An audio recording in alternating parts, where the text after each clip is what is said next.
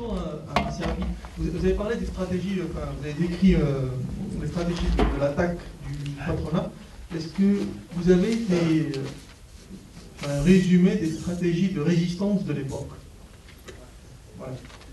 Oh, écoutez, oui, et en particulier, je l'évoque dans Dominique Avicii, enfin pour la période tardive, mais si vous voulez, je reprocherais à beaucoup d'histoires traditionnelles du Front populaire, et de plus en plus aujourd'hui, parce qu'il y a eu des amorces de traitement plus critiques. Mais comme aujourd'hui, l'histoire contemporaine ne brille pas par son audace, si vous voulez, il y a cette tendance qui est si dangereuse. Alors d'abord, elle est embêtante scientifiquement parce que ça nous fait une histoire, vous voyez, une histoire finalement bien pensante, même quand elle est de gauche, on s'aime tous, on s'adore. Bon, c'est absurde évidemment, parce que les archives ne montrent que des conflits de classes. C'est comme ça, tant qu'il y a des classes opposées. Et il faut relire Marx quand même. Si le salaire, pour des raisons structurelles, est antagonique du profit, ça veut dire qu'il y a des conflits de classe. Bon, des conflits de classe, donc il y en a, et on a beaucoup d'histoires du Front populaire qui sont des histoires lénifiantes. Je pense, je vais dire même franchement, à des histoires comme celle de Serge Volikov, c'est gentil, c'est mignon, mais ça ne montre pas réellement ce qui s'est joué. Il y avait un bouquin de Guy, voilà que je me rappelle son prénom, il y a un bouquin qui s'appelle L'échec du Front populaire. J'oublie momentanément l'auteur, qui a été publié dans les années 1970, qui vous donne un état des choses en 1938, qui est assez précis, mais malheureusement, qui n'est pas appuyé sur les archives. Donc il vous montre ce qu'a été la stratégie de résistance, en gros ce qu'a été la stratégie de résistance unitaire. Mais il faut bien que vous compreniez qu'étant donné que l'histoire du mouvement ouvrier est pour l'instant morte en France, enfin, j'ose penser que c'est l'histoire de c'est la Belle au bois dormant. Hein, quand la conjoncture générale ira mieux, on refera de l'histoire de la classe ouvrière. Mais il n'y a que des choses très partielles. Donc on a un article par-ci par-là, il y a un article de Marie-France Rodiano qui est paru dans le XXe siècle, dans les années 70, sur la tendance syndicale.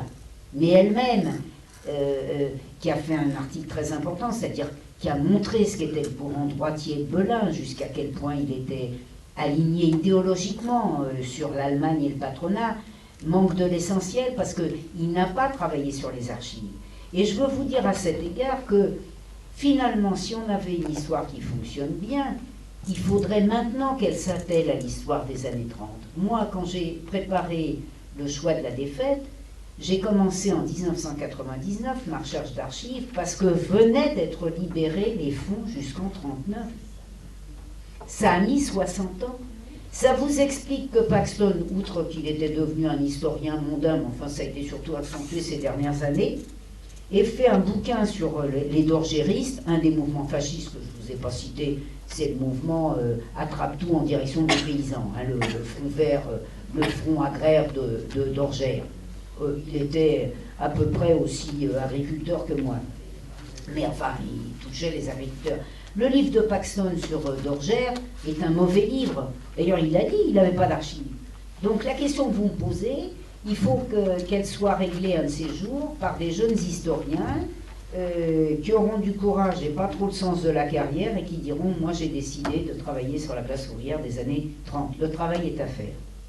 Moi, je l'ai esquissé pour les années... mon collègue l'avait esquissé, mais sans archives, sur les années 38-40. C'est l'échec, le bouquin qui s'appelle L'échec du Front populaire.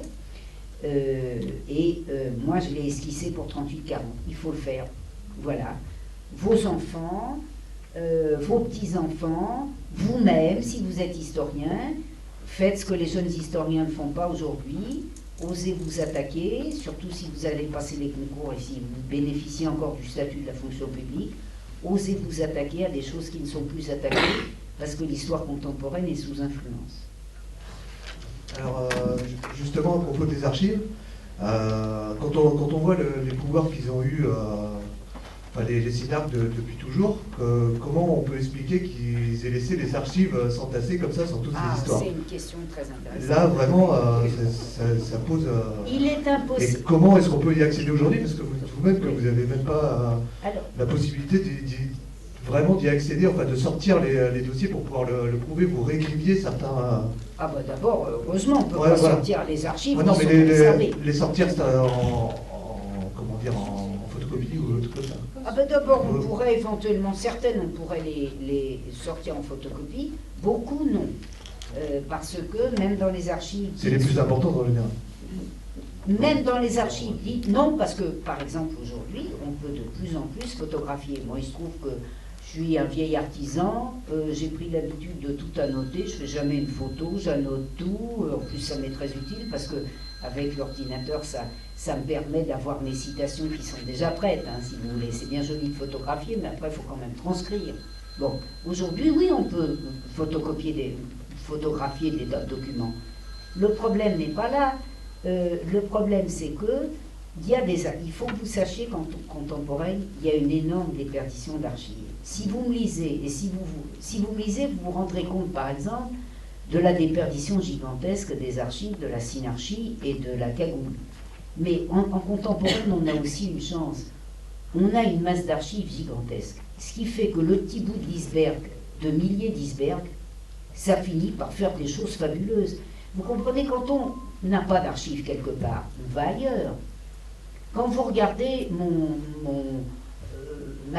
mes sources et bibliographies, quand vous regardez mes sources, vous voyez que j'ai pu combler des trous parce que je suis allé dans un nombre d'endroits tellement loufoques que finalement, ce qui n'est pas conservé quelque part ou ce qui est volé quelque part, ce qui est soustrait par des hauts fonctionnaires quelque part, va se retrouver ailleurs. Vous ne trouvez pas dans les archives françaises? Allez donc mettre votre nez dans les archives allemandes. Allez mettre votre nez dans les anglaises, dans les américaines. Vous apprendrez des tas de trucs qui n'ont pas été conservés ou que personne ne va livrer à un chercheur, en tout cas pas à certains chercheurs.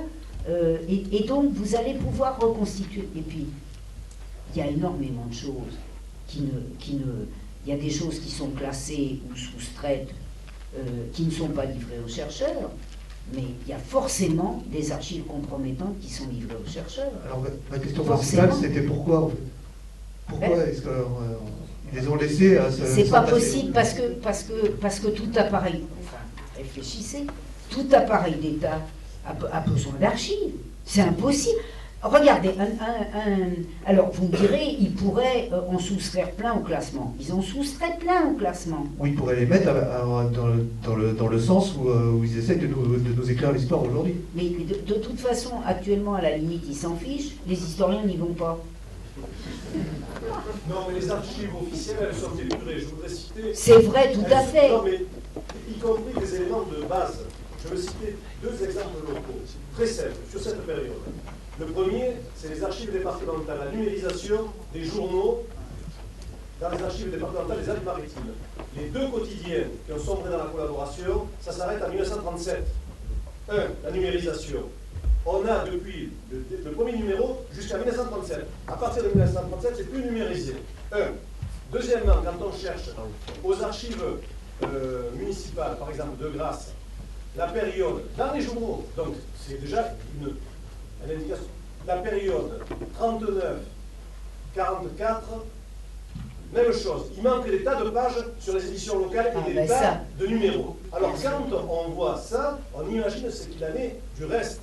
Oui, regardez, alors ça pose la question de la centralisation française et du manque de moyens des centres, parce que des fonds complets, vous pouvez en trouver par exemple au département des périodiques, à la Bibliothèque nationale.